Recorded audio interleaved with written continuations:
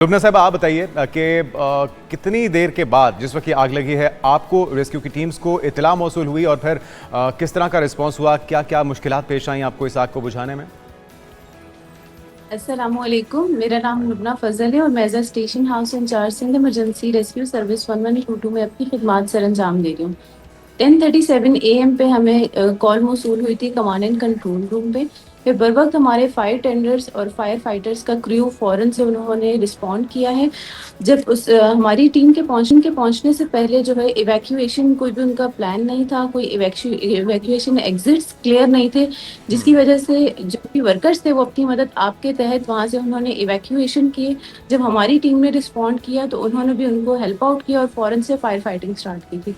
Fire जो हमने देखा तो वो बेसिकली बेसमेंट में लगी थी। हम्म। ठीक इब्तिदाई है। मालूमात के मुताबिक जो है वो गारमेंट फैक्ट्री थी और उसमें प्लास्टिक मटेरियल भी था, जिसकी वजह से आग बहुत तेजी से बेसमेंट पूरे कंप्लीट फैलने के बाद जो है तेजी से पूरी मंजिल में जो है फर्स्ट सेकंड थर्ड फ्लोर और आगे बढ़ती गई। और 4 to 5th फ्लोर जो है वो अंडर कंस्ट्रक्शन भी था, जिसकी वजह से उसी की साइड पे जो लेडर थी वहां से इवैक्यूएशन की स्टाफ ने जितना भी वहां पे अवेलेबल था। अब तक की मालूमात के मुताबिक कोई भी जानी नुकसान नहीं हुआ, लेकिन अलबत्ता साथ जो है माइनर इंजरीज के केस रिपोर्ट हुए हैं, जिन्हें बर वक्त हॉस्पिटल जो है ठीक। भेज दिया गया था, मुंतकिल कर लिया गया था। जी। ठीक है। वैसे तो ये बड़ा अफसोसनाक पहलू है, कराची में आए रोज़ आग लगने के वाक़यात आते हैं, बुनियादी जो SOPs हैं उसको मद्देनज़र नहीं रखा जाता। जिस तरह से आप भी बता रही हैं कि यहाँ पे एंट्री एग्ज़िट, जो इमरजेंसी एग्ज़िट है उसके लिए कोई इंतज़ाम नहीं था और हर बार हुकूमत ये वादे करती है लेकिन इस पर अमल नहीं हो सकता। लेकिन खुशाइन पहलू इसमें यह है कि हम ख़वातीन को देख रहे हैं रेस्क्यू के अमल के अंदर बढ़ चढ़ के हिस्सा लेते हुए। तो क्या मौके पर भी, स्पॉट के ऊपर भी आप बताइएगा युसरा साहबा कि ख़वातीन की कितनी तादाद थी, कितनी गाड़ियों ने हिस्सा लिया, कितने स्नॉर्कल थे और फिर क्या कुछ आपने देखा स्पॉट पे जब आप पहुंचे? जी, अस्सलाम वालेकुम। अच्छा, वालेकुम। वहाँ पे ये था कि हमारे ऑलमोस्ट 70+ फायर फाइटर्स थे जो वहाँ पे अवेलेबल थे, जो काम ठीक। कर रहे थे। और साथ ही साथ हमारे पास 2 स्नॉर्कल थी जो केएमसी की थी। उसके अलावा बाकी जो केएमसी, ईपीजेड और रेस्क्यू 1122 की गाड़ियाँ मिला के हम 20-25 वहाँ पे फायर टेंडर्स थे जो काम कर रहे थे। ठीक है। हेलो। जी जी जी, जी। और इसके ठीक है। अलावा जो हमारे पास फीमेल फायर फाइटर्स थी वो 20+ थी, जो वहाँ पे फीमेल फायर फाइटर्स, क्योंकि आप देखते रहे हैं पहले भी फीमेल फाइटर्स वहाँ पे काम कर रही होती हैं हमारे हर इंसिडेंट पे। और इसी इंसिडेंट पे हमने फीमेल फाइटर्स को भी हमने डिप्लॉय किया था और वहाँ पे उन्होंने हिस्सा लिया है।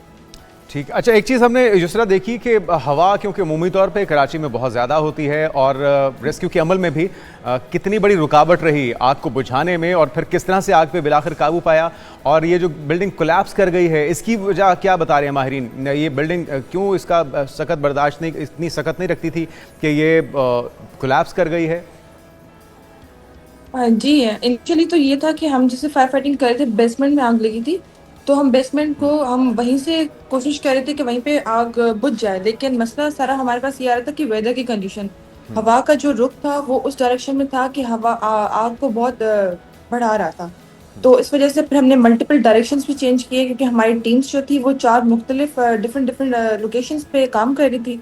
तो फिर जहाँ पे हमारी टीम को ज़्यादा सही लगा कि हम वहाँ से शिफ्ट हो गए उस लोकेशन पे। लेकिन अभी तक तो हम ये नहीं बता सकते कि बिल्डिंग के गिरने के क्या कंडीशंस थे और क्यों गिरी इतनी जल्दी, क्योंकि आग मैक्सिमम 1 घंटा पूरे उसको इनगल्फ कर लिया था पूरी बिल्डिंग को, लेकिन विद इन आवर उन्होंने पूरी बिल्डिंग गिरा दी थी।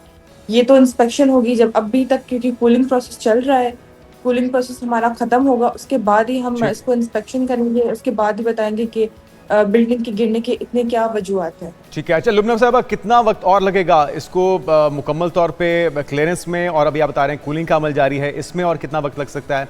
और ये जिस वक्त आग लगी है आप लोगों के पास कोई डाटा मौसूल हुआ कि कितने उसके अंदर वर्कर्स मौजूद थे और सबको इस बात को यकीनी बना लिया गया कि सबको इवैक्यूएट कर लिया गया है, कोई जानी नुकसान नहीं हुआ इसमें?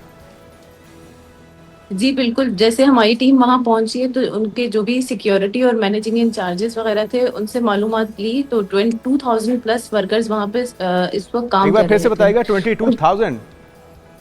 2,000+। अच्छा, 2,000+। ठीक। जी, 2,000 के करीब वहाँ पे जो है अमला मौजूद था, जो डिफरेंट सेक्टर्स में काम कर रहा था और डिफरेंट फ्लोर्स पर था। तो फिर उसके बाद सिक्योरिटी से हमने मालूमात की तो वहाँ पे बिल्डिंग में कोई भी नहीं था, कोई भी विक्टिम अवेलेबल नहीं था, सबको रेस्क्यू कर लिया गया था, वहाँ से इवैक्यूएशन हो चुकी थी। ठीक है। और आपका जो ऑफिस है, जो रेस्क्यू ऑफिस है, वो इस इमारत से, इस फैक्ट्री से कितनी दूरी पर है?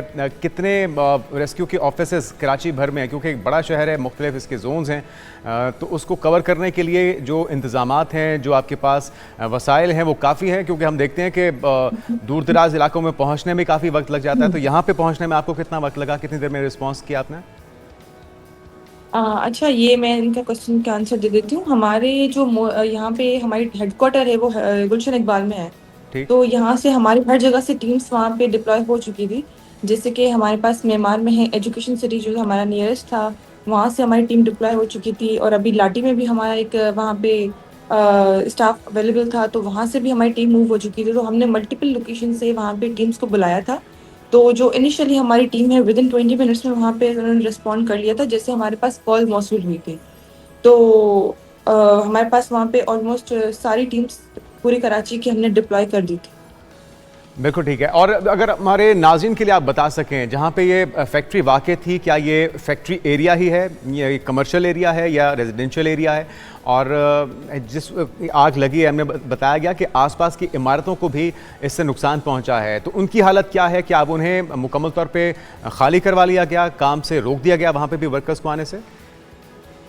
जी, बिल्कुल उस वक़्त जब आग लगी थी तो वो एक्चुअली एरिया पूरा फैक्ट्री का ही था, वो ठीक। इंडस्ट्रियल एरिया था सारा। और लाठी जो है इसमें एक्सपोर्ट ज़ोन। और प्लस में ये था कि जैसे हमें पता चला कि ये आग बहुत भड़क रही है, तो हमने आस-पास की जो भी फैक्ट्रीज़ थी उनको खाली करवा दिया, उनको हमने एक सेफ ज़ोन पे करवा दिया। उनको बोला कि आपके पास जो भी अंदर गोदाम में जैसे कपड़े थे, काफ़ी में कुछ मल्टीपल चीज़ें थी।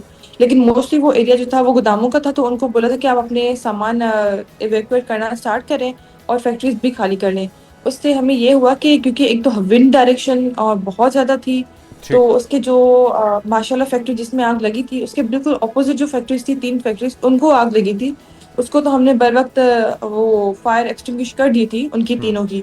लेकिन रात में हमारे साथ ये इंसिडेंट हुआ कि जो माशाल्लाह फैक्ट्री की बैक साइड पे एक और फैक्ट्री थी, जो कि फर्नीचर कंपनी थी, होम फर्नीचर कंपनी के नाम से थी, तो उसमें आग लगी थी। तो ओके। अभी भी हमारी टीम वहीं पे डिप्लॉय है और काम कर रही है, क्योंकि कूलिंग का प्रोसेस अब ठीक। तक जारी है, अब तक खत्म नहीं हुआ है। बहुत शुक्रिया लुबना साहबा, यूसरा साहबा हमारे साथ मौजूद थी।